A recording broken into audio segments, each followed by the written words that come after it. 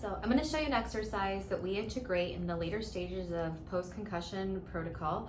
We typically focus on the neurological signs in the acute stages of recovery, but then later we find that there's oftentimes a very prominent cervical component as well, because most concussions have a whiplash component to them, and so that in a case where there was instability or perceived instability of the body, we want to reintegrate stability and control. So this helps to reestablish the vestibular ocular reflex, which is something that basically connects the muscles of your eyes and the muscles in your neck.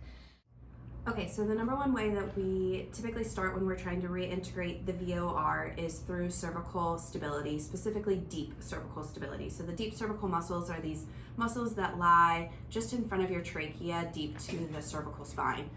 And so we like to start with what's called an OA nod. So an OA nod is where we're moving the head on the first cervical vertebrae.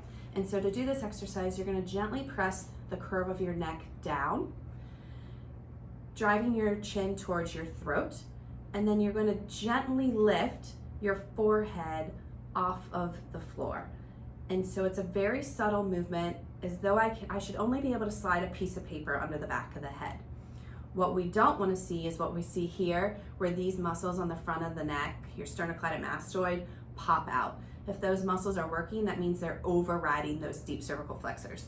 So typically we'll have patients put their hands on the front of their neck, maybe use a towel roll underneath the back of their neck so they feel something to push into, and then just gently lift, trying to get the back of the head to come off of the table, just enough for the floor, just enough to be able to slide a piece of paper. Give that a shot. More than likely, you're either gonna feel those muscles on the front of your neck pop out, or you're gonna feel an extreme shake. A really deep shake means that you're doing it right. You're probably only gonna be able to do a couple. The idea is to build on it day to day. And if you are doing so and you feel those muscles pop out, give up and try it again the next day. Give us a like and a share and tell us how you feel about it.